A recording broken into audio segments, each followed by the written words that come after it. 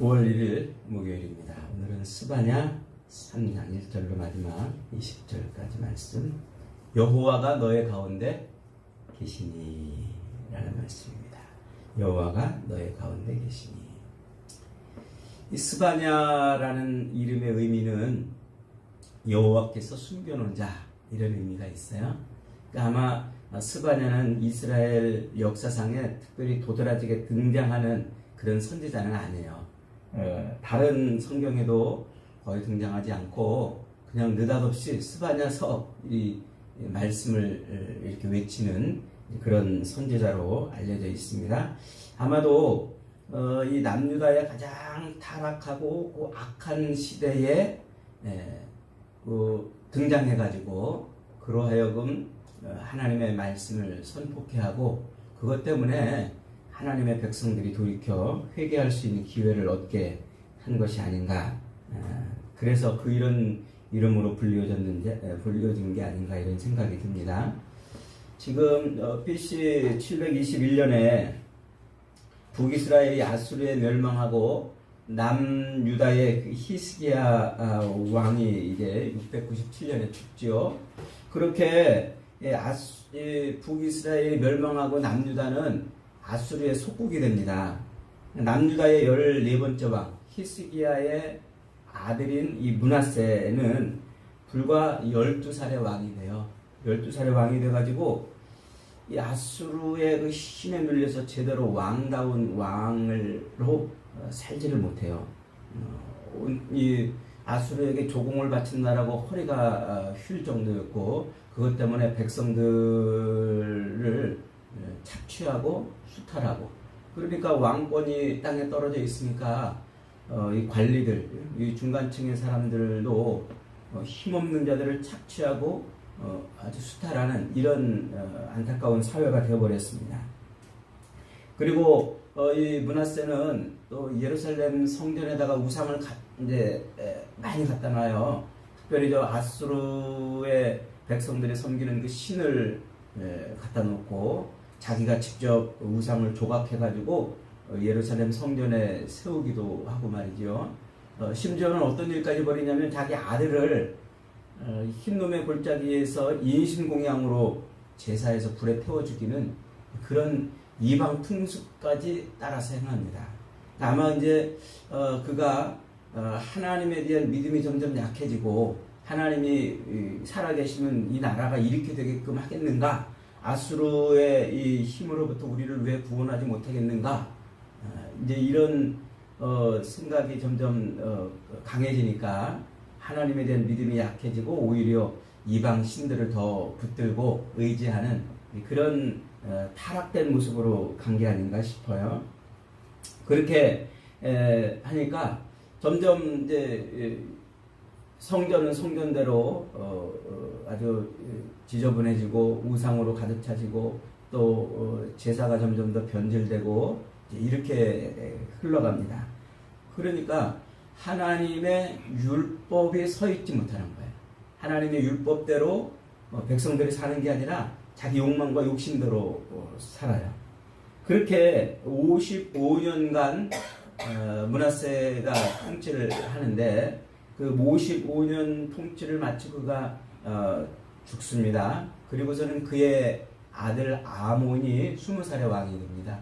20살의 왕이 되는데 55년간 유다를 통치하면서 그 악행한 모습들을 아마 이 아몬도 그대로 보고 자랐을 것 같아요. 그가 태어나기 전부터 이미 왕이 돼가지고 실권 없는 왕이 돼가지고 우상을 섬기는 그런 타락한 모습, 그리고 유다 백성들은 서로를 착취하고 억압하는 이런 사회 그런 분위기 속에서 이 아몬이 태어나서 자란 거 아니겠어요?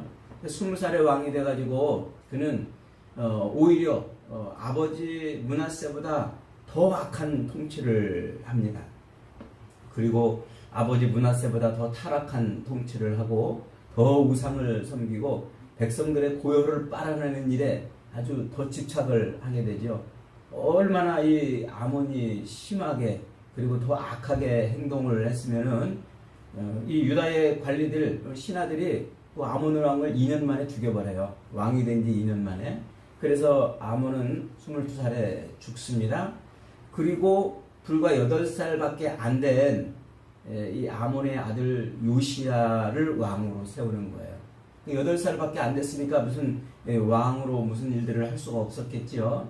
그래서 요시야는 이제 한 10년 정도 섭정을 받아요. 그래서 관리들이 다른 이제 힘 있는 자들이 섭정을 하면서 그렇게 그가 성년이 될 때까지 기간을 이제 보내게 되죠. 그러다가 그가 이제 성년을 넘기면서 17, 8살을 넘기면서 20살쯤 돼가지고는 갑자기 성전 안에 있는 우상들을 막 다 쓸어내버리고 그리고 이 예루살렘에 있는 그 악행한 일들을 정비하는 일들을 하기 시작합니다. 자기만 이 예루살렘만 그러는 것이 아니라 저 북이스라엘이 멸망한 그 땅에 있는 그 다른 지파, 뭐 므낫세나 뭐 이런 여러 가지 지파들 그런 지파들 땅에까지 가가지고 우상을 다 철폐하는 이런 일들을 행하게 되죠. 그러면서 요시야가 소위 말하는 종교 개혁을 이루어냅니다. 하나님 앞으로 다시 돌아가자. 하나님 앞으로. 그러다가 이제 성전을 청소하는, 성전을 재정비하고 성전을 수리하는 이런 일들을 하다가 거기서 율법책을 발견하게 되는 거예요. 그 율법책을 발견하고서는 옷을 찢고 통곡하며 백성들을 다 모아서 이제는 이 율법대로 살 것이다. 이렇게 외치게 되죠. 그래서 그 요시야가 통치하던 그 31년간은 이스라엘이 아수르의 고대 근동의 모든 나라들을 다 장악했는데 유다만 그 아수르의 영향력 아래서 벗어날 수 있는 그런 평강의 시간을 갖습니다. 그러니까 아마도 이 요시야의 종교 개혁이 하나님의 진노를 좀 피하게 한 게 아닌가 이런 생각이 듭니다. 그 요시야의 그 종교 개혁을 일으키게 한 사람이 누구냐? 그게 바로 오늘 우리가 읽었던 이 스바냐라는 거예요. 그러니까 스바냐 선지자는 겉으로 드러나지는 않았지만은 그러나 요시야처럼 히스기야 왕손이었어요. 그러니까 이 요시야는 히스기야 왕의 증손자였는데 이 스바냐는 히스기야 왕의 현손자인 거예요. 그러니까 요시야 왕과 요시야 왕과 이 스바냐는 친척 관계로 따지자면은 삼촌과 조카뻘 정도 되는 그런 관계인 거죠. 그러니까 아마도 이 스바냐서 1장에서 그 관계를 명확하게 밝히고 있는 걸로 봐서 스바냐의 이 영향력이 요시야로 하여금 상당하게 종교개혁을 일으키는데 영향을 미치게 한 것이라고 이렇게 이제 보여집니다. 오늘 우리가 읽은 3장은 1절부터 8절까지는 앞에서 1장에서 예루살렘을 하나님이 심판하실 것을 말씀하셨는데 그 말씀을 지금 반복하고 있는 거예요. 그래서 이 예루살렘을 하나님께서 아주 완전하게 심판하실 것이다 이렇게 말씀해요. 그 심판의 이유를 다시 1절로 2절에서 선포하고 있죠. 폐역하고 더러운 곳 포악한 그 성읍이 화 있을진저 그가 명령을 듣지 아니하며 교훈을 받지 아니하며 여호와를 의뢰하지 아니하며 자기 하나님께 가까이 나아가지 아니하였다 그랬어요. 이 폐역하고 더러운 곳이라고 예루살렘을 지금 표현을 하고 있어요. 이 폐역이라는 말은 반역했다는 말이에요. 더럽다는 말은 모독했다는 말이에요. 그러니까 예루살렘이 지금 어떻게 했다는 거예요? 하나님을 반역하고 하나님을 모독한 곳이 되어버렸다는 거예요. 하나님의 임재하심이 있는 그 성읍이 하나님을 도리어 반역하고 모독하는 일을 행한 곳이 되었다는 말이죠. 그리고 2절에 보니까 그들이 어떻게 했냐면 하나님의 명령과 교훈을 내버렸다 그랬어요. 이 명령과 교훈이라는 말은 곧 율법이라는 말이죠. 그러니까 유다 백성들은 하나님의 율법을 내동댕이 치고 사는 거예요. 율법대로 살지 않은 거예요. 이 이스라엘 백성들은 율법대로 제사를 드릴 때도 율법을 따라 드려야 됐고, 그리고 재판을 할 때도 율법에 따라서 재판을 해야 됐고, 또 백성들끼리 이렇게 살을 때도 그 하나하나 삶의 규정들이 바로 그 율법에 의해서 규정이 된 겁니다. 그러니까 그들이 율법을 지키며 산다는 것은 그 누구의 통치를 받는 것입니까? 하나님의 통치를 받고 있다는 거예요. 그래서 다윗 왕이 그렇게 자기가 이스라엘의 통합 왕이 됐음에도 불구하고 하나님이 우리를 다스리신다. 그가 명령과 규례로 우리를 통치하신다. 이렇게 시편에서 여러 번 노래를 하잖아요. 그러니까 율법이라는 것은 하나님이 이스라엘 백성들의 주권자라는 것, 통치자라는 것을 보여주는 상징입니다. 이스라엘 백성들, 유다 백성들이 그 율법을 버렸다는 얘기는 뭐예요? 하나님을 잊어버렸다는 거예요. 하나님의 통치를 거부했다는 거예요. 하나님이 자기들을 통치하시는 그 통치를 거부하고 그 주권을 탈취해가지고 자기들 마음대로 살았다는 거예요. 하나님의 법대로가 아니라 자기들 욕망이 끌어오르는 대로, 그러니까 그 끌어오르는 대로 사니까 어떻게 됐습니까? 그들이 곧 백성들을 막 수탈하고 착취하고 고요를 빨아내고 신발 한 컬레 값도 안 되는 돈으로 사람들을 사고 파는 이런 비참한 사회를 만들어냈다는 거지요. 그리고 재판조차도 하나님의 율법에 따라서 재판을 해야 되는데 그 재판장들이 어떻게 했어요? 그 재판장들이 탐욕과 욕망을 채우기 위해서 뇌물을 받고 재판을 하는 거예요. 하나님의 법대로 재판한 게 아니라 뇌물을 많이 주고 자기에게 뇌물을 주면 재판을 붙게 해버리는 이런 어처구니 없는 일들을 했다는 거예요. 그리고 거짓 선지자들은 또 어떻게 했다고요? 거짓 선지자들은 자기들 기분 내키는 대로 하나님의 말씀을 외쳤다는 거예요. 그래서 예언을 남발했어요. 그리고 교묘하게 백성들을 속이는 그런 말로 선지자들은 그렇게 이게 하나님의 말씀이다 하고 외쳤다고 하는 것이죠. 그러니까 1장에서 우상숭배와 또 하나님의 백성이라는 정체성을 내어버렸기 때문에 하나님이 그들을 심판하시리라는 그 말씀을 3장에서 다시 한번 또 반복을 하고 있는 거죠. 그래서 이런 패역하고 더러운 예루살렘 성읍에 대해서 결국 하나님께서 8절에서 이렇게 말합니다. 나 여호와가 말하노라. 그러므로 내가 일어나 벌할 날까지 너희는 나를 기다리라. 내가 뜻을 정하고 나의 분노와 모든 진노를 쏟으려고 여러 나라를 소집하며 왕국들을 모으리라. 온 땅이 나의 질투의 불에 숨을 내리라. 하나님의 진노가 이제 임할 것이라는 거죠. 우리가 애들이 잘못하면은 너 잠깐 기다려. 그러면서 회초리를 갖고 오면서 아이를 혼내는 것처럼 그 회초리를 가지고 올 그 시간을 잠깐 꼼짝 말고 기다려. 이렇게 외치는 거잖아요. 지금 그 말씀이 바로 그거예요. 하나님의 진노가 이제 준비되어 있으니까 기다려라 하고 지금 선포를 하고 있는 거예요. 그러면서 9절부터 13절은 그런 하나님의 심판, 이 진노, 하나님이 그들을 다 진멸하는 그 속에서도 누가 있다는 거예요? 남은 자가 있을 것이라는 거예요. 그 남은 자. 그래서 하나님이 그들을 그 심판 속에서 구원해내는 자가 있다는 거지요. 그 남은 자. 12절에 보니까 내가 곤고하고 가난한 백성을 네 가운데 남겨두리니 그들이 여호와의 이름을 의탁하여 보호를 받을지라. 이 곤고하고 가난한 백성이라는 것은 포악하고 패역한 자들에 의해서 억압을 받는 사람들인 거예요. 그러니까 이 예루살렘은 아주 그냥 온통 포악하고 패역한 곳이 되었는데 그 속에서 누가 있다는 거예요? 여호와의 이름을 의탁하는 자가 있다는 거죠. 그들을 남겨가지고 하나님께서 그 심판 가운데서 구원을 하실 것이란 말이에요. 그러면서 14절부터 마지막 20절은 그 심판받은 심판 속에서 구원을 얻는 남은 자, 그 구원을 받는 자들이 받을 은혜를 소개를 해주고 있어요. 특별히 15절에 보니까 이렇게 말하고 있습니다. 여호와가 내 형벌을 제거하고 내 원수를 쫓아냈으며 이스라엘 왕 여호와가 내 가운데 계시니 내가 다시는 화를 당할까 두려워하지 아니할 것임이라 그랬어요.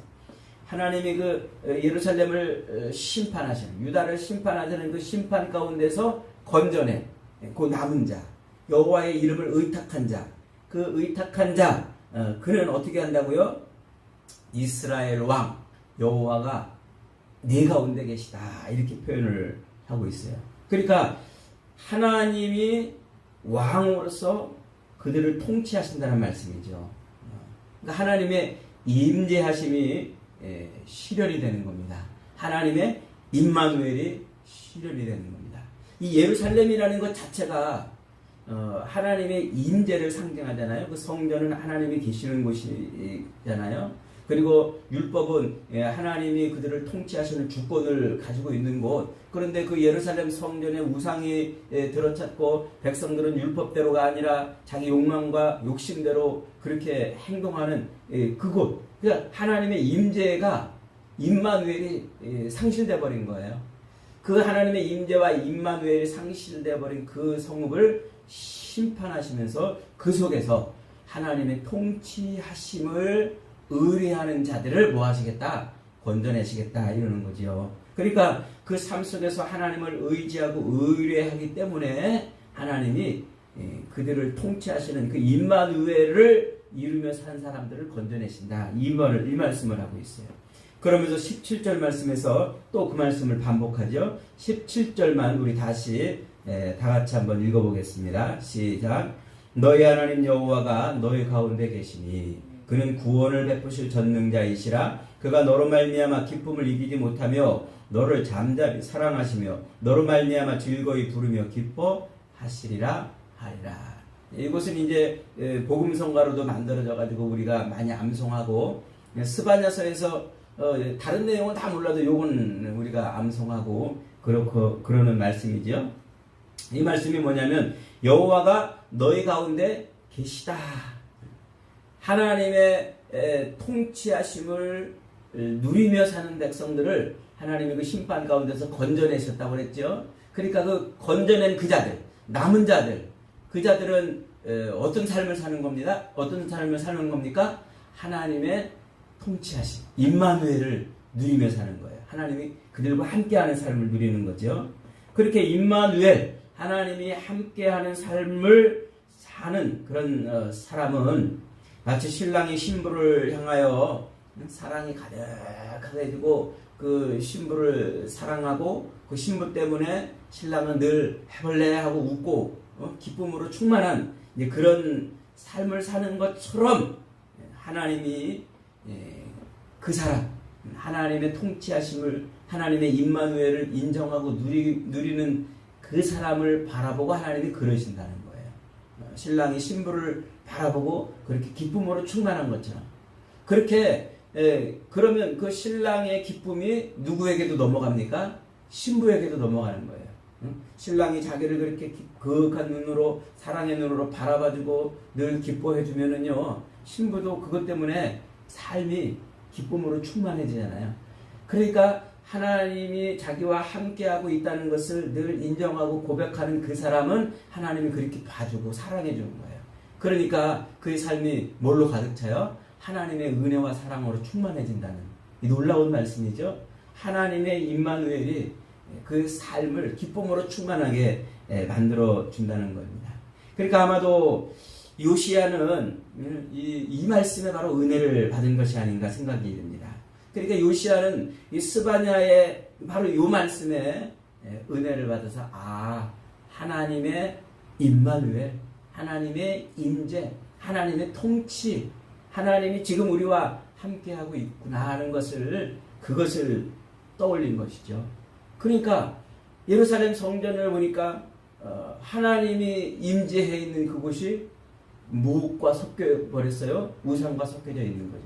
그러니까 과감히 우상을 척결시켜내는 일을 하는 겁니다. 그리고 예루살렘뿐만 아니라 유다의 온 지경까지 또 그것뿐만 아니라 저 스불룬과 납달리와 이런 이 북이스라엘에 있던 그 우상으로 충만해져 있던 그 땅까지 일부러 달려가 가지고 그 땅을 다 정비하고 예루살렘으로 돌아오는 이런 일들을 행하게 된 것이죠. 그래서 이 역대하 33장 34장에 보면은 요시야 왕이 통치한 지 12년째가 되는 해, 그러니까 20살쯤이죠. 8살에 왕이 됐으니까 12년째가 됐으면 20살 때가 되겠죠. 이때부터 유다와 예루살렘을 비롯해 가지고 그 이스라엘 전역에 흩어져 있던 그 산당들을 돌아다니면서 우상을 제거하기 시작을 하는 거예요. 그리고 이 아세라 목상을 제거하고 아로 새긴 우상과 부어 만든 우상들을 다 제거해버리죠. 그러면서 우상들을 섬기던 그 제사장들을 죽여요. 그리고 제사장들을 죽이고서 그 뼈 위에 우상들을 막 갈아가지고 빻아가지고 그 우상가루를 그 뼈에 덮어가지고, 그래서 그 제사장들을, 그리고 우상을 섬기는 제사장들을 장사 지내고 그런 일들을 하게 됩니다. 이렇게 므낫세와 에브라임 또 시므온 이 지파, 북이스라엘 지파들까지 돌아다니면서 그런 일들을 다 행하는 일들을 해요. 그러다가 결정적으로 이 스바냐가 이 요시야가 결정적으로 행한 놀라운 일이 뭐냐면, 성전에서 이제 백성들에게 헌금을 탈취한 것들이 있어요. 이 타락한 제사장들이 헌금을 탈취하는 일을 벌이죠. 그래서 그 헌금을 탈취해서 그것을 몰래 성전 안에다가 숨겨둔 돈들이 있어요. 역대하 34장 8절로 9절에 보니까 요시야 왕이 성전을 청결하게를 마치고 그의 하나님 여호와의 전을 수리하여 아살라의 아들 사반과 시장 마아세야와 서기관 요아스의 아들 요아를 보낸지라. 그래서 그들이 뭐를 했냐면, 대제사장에게 성전에 숨겨져 있는 그 돈을 다 찾아내가지고 그 돈을 대제사장에게 갖다 주라고 합니다. 그리고서 뭐라고 요구하냐면, 이 돈으로 성전 수리하는 자들에게 맡겨서 성전을 좀 수리하도록 해라. 그리고 그 돈 맡긴 것을 너희들이 돈을 잘 썼냐 어쨌냐 가서 감사하지 말아라. 그냥 그 돈을 전부 줘가지고 마음껏 성전을 수리하고 청소하고 하도록 하라. 이렇게 말씀을 하죠. 그러다가 어떤 일이 벌어집니까? 그 성전 수리하는 자들이 그렇게 해서 성전을 수리하다가 신명기 율법책을 발견해내요. 그 성전의 한 구석진 당에서 오래된 곳에서 내버려져 있던 그 신명기 율법책을 발견하죠. 그러니까 이 제사장들이 그 발견한 율법책을 가지고 와서 요시야 왕 앞에 펼쳐놓습니다. 요시야가 그 율법책을 읽고 자기 옷을 찢고 통곡하며 눈물을 흘리죠. 그래서 선지자 훌에게 보내가지고 그 신명기 말씀의 뜻이 무엇인지를 해석해 달라고 그래요. 이 여선지자 훌이 그 신명기 말씀을 해석해 주니까 요시야가 통곡하면서 전 유다 백성들을 다 예루살렘으로 모읍니다. 그리고서 뭐라고 말씀합니까? 왕이 자기 처소에 서서 여호와 앞에 언약을 세우되 마음을 다하고 목숨을 다하여 여호와를 순종하고 그의 계명과 법도와 율례를 지켜 이 책에 기록된 언약의 말씀을 이루리라. 역대하 34장 31절에서 이렇게 선포합니다.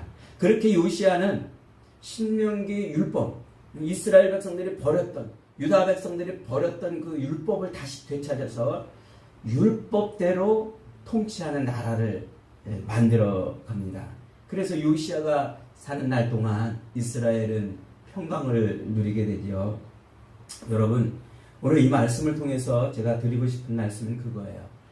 율법을 버리고 하나님의 주권을 탈취해서 자기 욕망과 욕심을 채우려고 하는 그 유다 백성들은 스스로 뭐라고 생각했어요? 스스로 자기는 하나님의 백성이고 하나님의 선민이니까 자기들은 망할 리가 없고 심판받을 리가 없다고 그렇게 스스로 생각을 하고 있었다는 거지요. 그런 하나님의 백성이라고 스스로 여기고 있는 그들에게 스바냐는 뭔 소리냐? 하나님이 너희들을 진멸하실 것이라고 외치고 있는 거예요. 여러분, 세례 요한이 예수님 앞에 등장하자마자 제일 먼저 외친 말이 뭡니까? 마태복음 3장 9절에 가니까 세례 요한이 이렇게 외칩니다. 속으로 아브라함이 우리 조상이라고 생각하지 말라. 내가 너희에게 이르노니 하나님이 능히 이 돌들로도 아브라함의 자손이 되게 하시리라. 이미 도끼가 남의 뿌리에 놓였으니 좋은 열매를 맺지 아니하는 나무마다 찍혀 불에 던지리라. 스스로 아브라함의 자손이라고 생각하는 그 바리새인들, 유대인들, 그들에게 어떻게 된다는 거예요? 하나님의 진노와 심판을 받을 것이라고 말해요. 그러면서 11절에서 나는 너희로 회개하기 위하여 물로 세례를 베풀지만 내 뒤에 오시는 이는 나보다 더 능력이 많아서 불과 성령으로 세례를 주시리라 하고 예수님을 소개해 주는 겁니다. 자기 죄를 회개하고 율법대로 사 율법을 성취하시고 율법대로 죽으신 그 예수님을 영접해야, 예수님으로 세례를 받아야 구원을 얻는다는 거예요. 스스로 내가 아브라함의 자손이니까 나 구원받을 거야 라고, 내가 하나님의 백성이니까 나는 심판에 있지 않을 거야 라고 하는 자들이 구원 얻는 것이 아니라, 율법대로 모든 율법을 성취하신 그리스도 예수로 세례를 받을 때, 그때 비로소 구원을 얻는다는 거 하는 거지요. 바로 이 스바냐의 외침을 듣고 하나님의 백성이라고 다 구원받는 게 아니고, 유다라고 다 심판을 면하는 게 아니고, 예루살렘이라고 하나님의 진노를 면하는 게 아니구나, 하나님의 율법대로 살아야 되는구나 하는 것을 깨달은 그 요시야가 율법대로 다시 삶을 살려고 할 때 하나님이 진노를 면해 주시고 하나님의 평강을 누리게 하셨던 것처럼, 우리도 마찬가지예요. 우리도 이 땅에서 예배당 안에 있다고 해서 내가 예수님을 믿는다고 입으로 고백을 했기 때문에 그렇다고 해서 구원을 누린다는 것이 아닙니다. 우리의 구원은 그리스도로 우리의 심령이 세례를 받아야 돼요.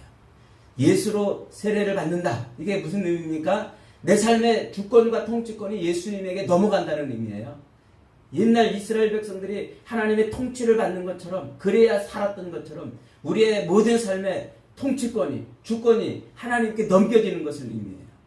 예수를 믿는다고 말하면서도 여전히 내 삶의 주권을 내가 가지고, 내가 원하고, 내가 바라고, 내 욕망과 욕심을 채우려고 사는 그 삶은 스스로 자기를 속이는 겁니다. 나는 하나님의 백성이라고 속이는 것밖에는 없다는 거지요. 여러분, 예수로 세례를 받으십시다.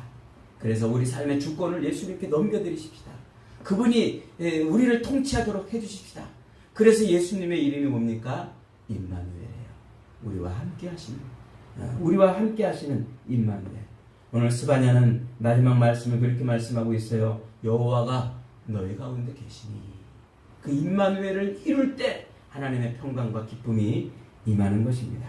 저와 여러분도 예수님으로 세례를 받아서 예수님을 삶의 통치자로, 주인으로, 왕으로 그렇게 인정하고 삶의 주권을 고스란히 넘겨들어서 임마누엘을 누리며 사는 복된 인생들이 다 되시기를 주님의 이름으로 축복합니다.